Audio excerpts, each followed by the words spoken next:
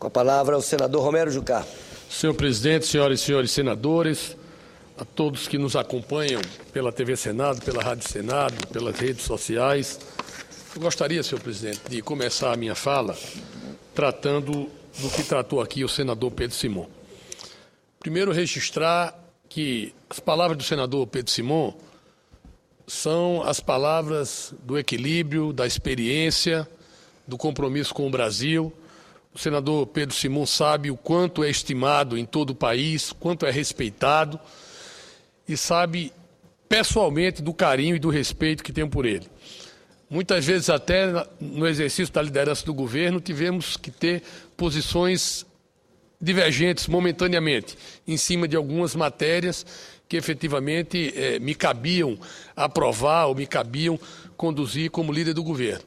Mas sempre buscando a convergência, porque entendo que senadores e senadoras que representam os estados nessa casa, antes de tudo, têm uma história, têm uma conjuntura política que representam e, mais do que isso, têm o compromisso com o país. Então, independente de posições partidárias, independente de posições eleitorais, independente de estilos de fazer política diferentes, né, eu acho que essa casa é uma casa que aprendeu que a convivência, que o respeito, que o debate deve se focar nas ideias e não na personificação de qualquer questão. E o senador Pedro Simon foi muito feliz quando falou, primeiro, da dimensão e da mudança que representa esse movimento que está ocorrendo, senador Rodrigo Hollenberg. Ontem eu não estava presente na casa, fui convidado, participei de um programa em São Paulo de debate sobre o momento político com a jornalista Mônica Bergamo e com o cientista Antônio Lavareda. E nós estávamos discutindo exatamente a situação, o quadro, o encaminhamento, os desdobramentos dessa questão, né? E dividindo, inclusive, o que é efetivamente um movimento que cobra, né, dos partidos políticos, da ação política, dos governantes, dos responsáveis pelo status quo político, uma ação e uma mudança de país. E eu acho que esse movimento, ele, de certa forma, ele envelheceu o discurso dos partidos. Então nós temos que ter, e se nós somos representantes do povo, nós temos que ter a humildade, nós temos que ter a inteligência e a percepção de que nós vamos ter que avançar com esses movimentos, senão nós não estaremos à altura de representá-los, e nós estamos aqui representando o povo. No caso, nós representamos os estados, mas na verdade o Congresso representa os estados, o povo, portanto, a sociedade brasileira.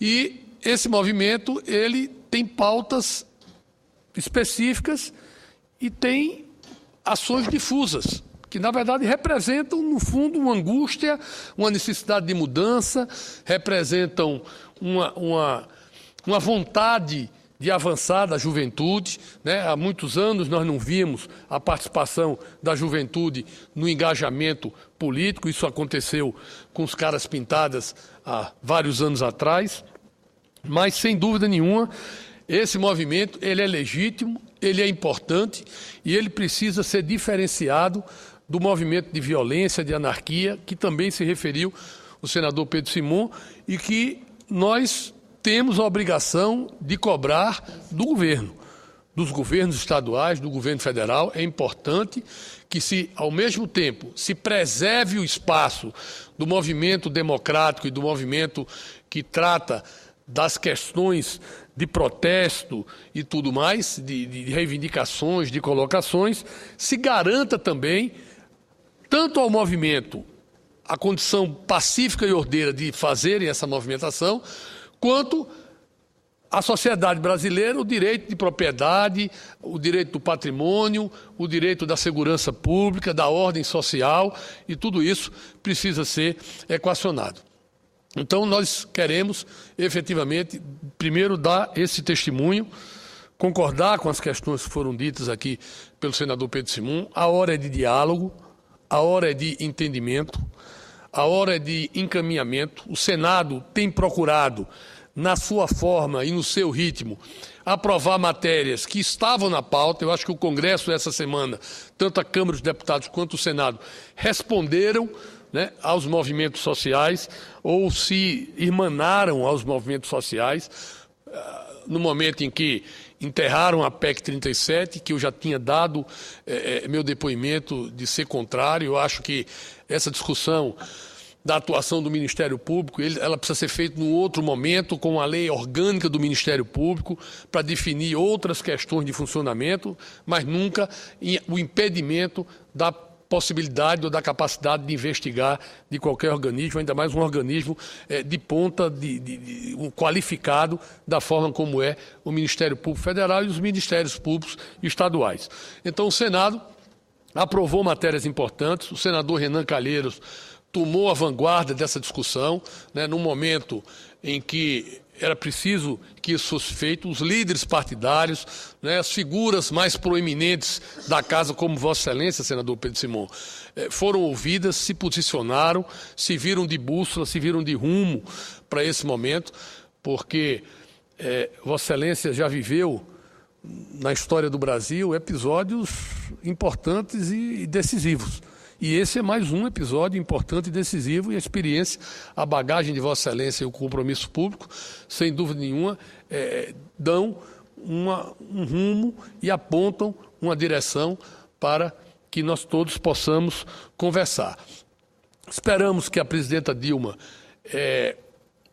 que cuida da gestão, que faz a ação efetiva, que se preocupa com as mudanças estruturantes que o país está fazendo, amplie o debate político. É importante que ela faça isso, né? Começou a fazer ontem, ouvindo os líderes. Na segunda-feira vai ouvir os líderes da oposição. É importante que esse desdobramento possa efetivamente redundar, se não num pacto político, porque nós estamos, em tese, já contaminados pela antecipação do processo eleitoral, que não foi bom para o país, né?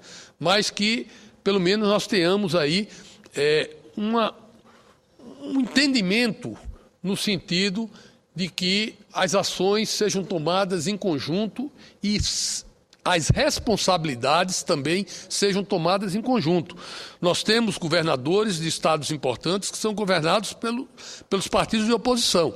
Então, na verdade, essa manifestação, eu entendo, não é só contra determinado partido ou contra determinado governo. É claro que o governo federal é alvo de mais demandas, é alvo de situações de mais cobrança, mas os governos estaduais, os governos municipais, os partidos políticos, todos estão nessa mesma condição.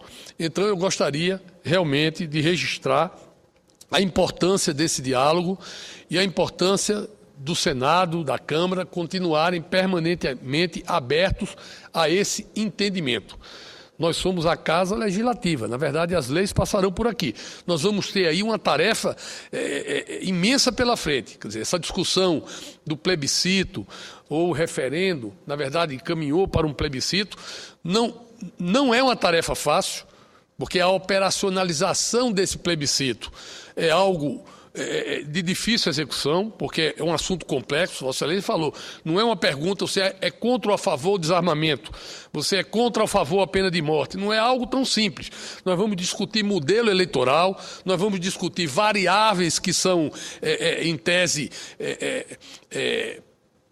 que podem ser adotadas em conjunto ou individualmente. A gente pode ter financiamento público de campanha, a gente pode ter eleição distrital, uns são contra o financiamento público, outros são a favor da eleição distrital, outros defendem outro tipo de modelo. Então, na verdade, há uma matriz, né, de vários assuntos que podem redundar em 5, 6, 8, 10 frentes parlamentares que defendam modelos diferentes. Então, isso vai ter que ser explicado à população, né? Em alguns estados está sendo feito o cadastramento biométrico, na verdade está sendo feita a mudança do cadastramento eleitoral, como no meu estado de Roraima e como aqui no Distrito Federal. Uma parte já está já mudou seu título, outra parte não mudou.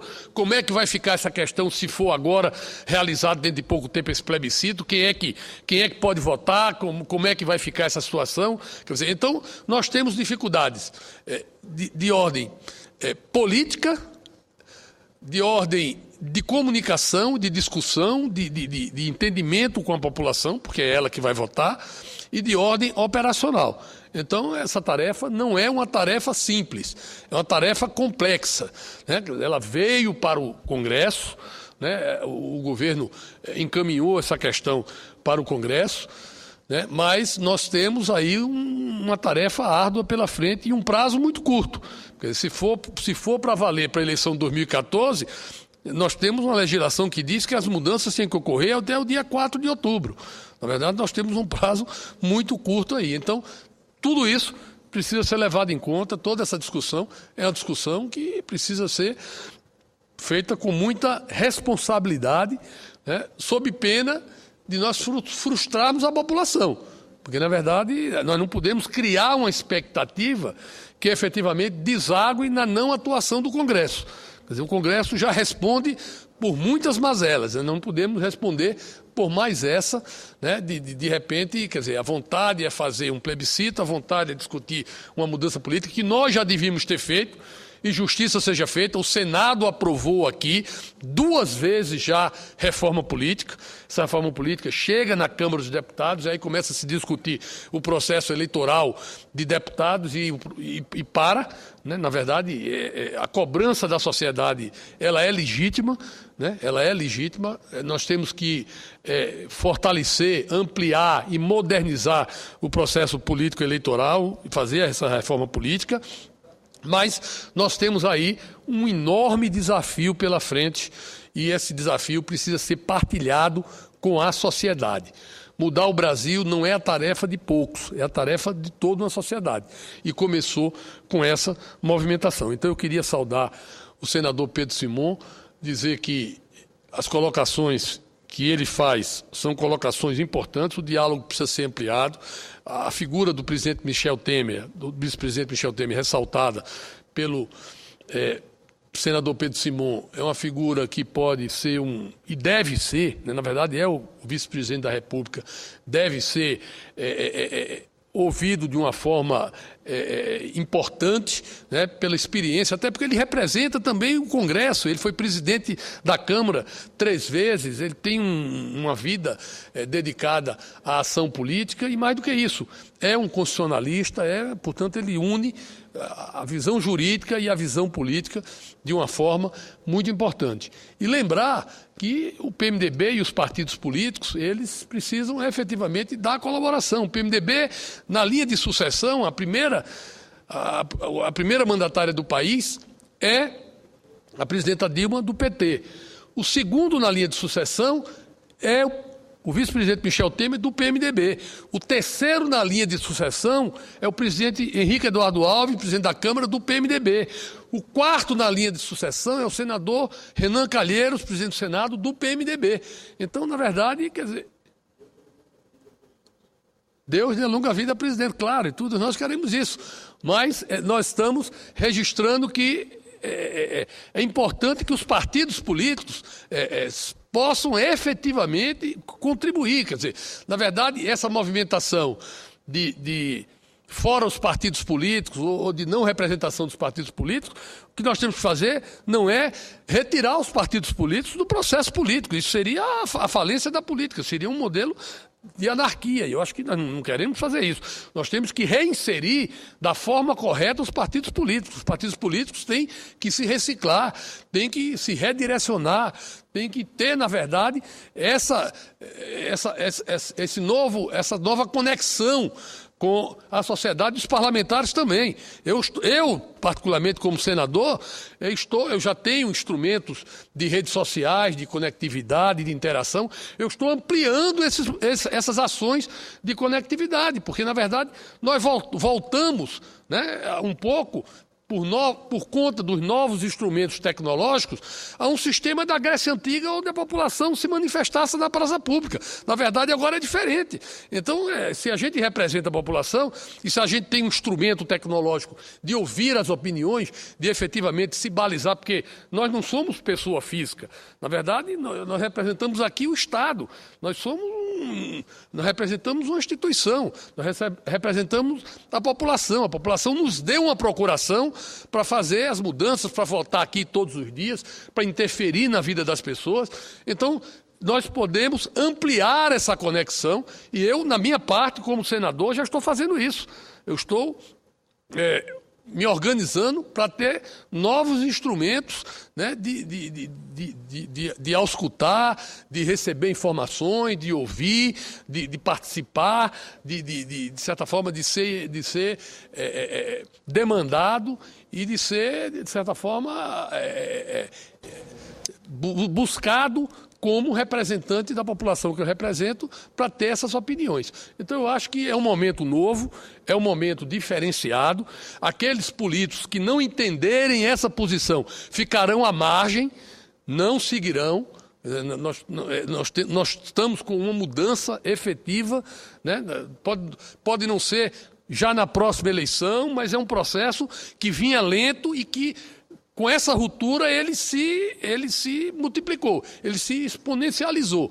Então, na verdade, é agora uma outra realidade e nós, políticos, temos que encarar essa realidade sob pena de ficarmos à margem e, efetivamente, mudar toda essa representação.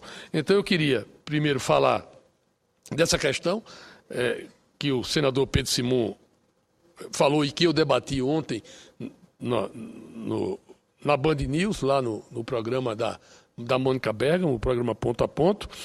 E queria dizer também que, da parte do governo, algumas medidas estão sendo tomadas para responder, e eu queria fazer só um registro, porque é um assunto aqui que foi tratado e nós cobramos aqui muitas vezes, que é a questão da melhoria da saúde, e que o ministro Alexandre Padilha, que o governo acaba de lançar um programa de atendimento para as santas casas de misericórdia e hospitais beneficentes, o que é algo extremamente importante. São mais de 1.300 unidades no Brasil, portanto, responsável por um atendimento direto para parte da população que busca melhorias no serviço de saúde. E o serviço de saúde, o protesto do serviço de saúde, é um ponto importante dessas manifestações que estão sendo feitas. Então, além da renegociação da dívida das santas casas e dos hospitais beneficentes, o governo lançou uma linha de reforço de dotações de recursos para esses hospitais de R$2 bilhões ao ano, e programas que vão efetivamente ampliar a condição de atendimento desses hospitais. Então, eu queria aqui parabenizar o ministro Padilha, parabenizar a presidenta Dilma, dizer que efetivamente é uma medida que, de certa forma, está em sintonia com essa reclamação das ruas, mas fazer um registro de que esse programa é importante que as entidades filantrópicas e que os hospitais beneficentes, né, eles façam a opção, inclusive, desse parcelamento até o dia 6 de dezembro à Receita Federal. Então, não adianta só se lançar os programas, mas é preciso que as entidades busquem efetivamente o Ministério da Saúde no reforço dos programas de atendimento para ampliação da ação do SUS e busquem a Receita Federal para o parcelamento dos débitos que, na verdade, vão, de certa forma, reoxigenar o funcionamento dos hospitais beneficentes e das santas casas de misericórdia. Então, era esse registro que eu gostaria de fazer. Mais uma vez, presidente, encerrando, parabenizando o senador Pedro Simon pelas colocações e dizendo que nós vamos torcer no domingo pelo Brasil, queremos ganhar a Copa das Confederações, mas queremos ver também o movimento das ruas de forma pacífica. É importante. Em alguns estados, em determinados momentos de violência, isso aconteceu em Manaus, a população que estava protestando pacificamente, quando começou a violência, a população se sentou para que só ficassem em pé os barderneiros e a polícia pudesse identificar. Então, é importante que, efetivamente, quem vai para a manifestação para protestar, né, seja também um manifestante pela ordem pública, pelo respeito ao patrimônio. As pessoas que estão engrossando essas fileiras em todo o país, elas têm também uma responsabilidade social com aqueles que têm suas empresas, seus negócios, né, suas casas, seus imóveis, seus automóveis, que estão muitas vezes participando também e que são vítimas de baderneiros, arruaceiros, que querem, na verdade, desestabilizar o nosso país. Nós somos um país maduro na democracia, isso não vai desestabilizar. Esses movimentos, eu volto a dizer, são legítimos, são uma manifestação importante da sociedade e, portanto, eles devem ser efetivamente reforçados, devem ser apoiados e devem ser protegidos. E proteger os movimentos é também separar o joio do trigo e manter a ordem e o patrimônio público. Vamos torcer pelo Brasil e vamos torcer pelas transformações e pela paz social no país, em dando continuidade no próximo domingo. Muito obrigado, senhor.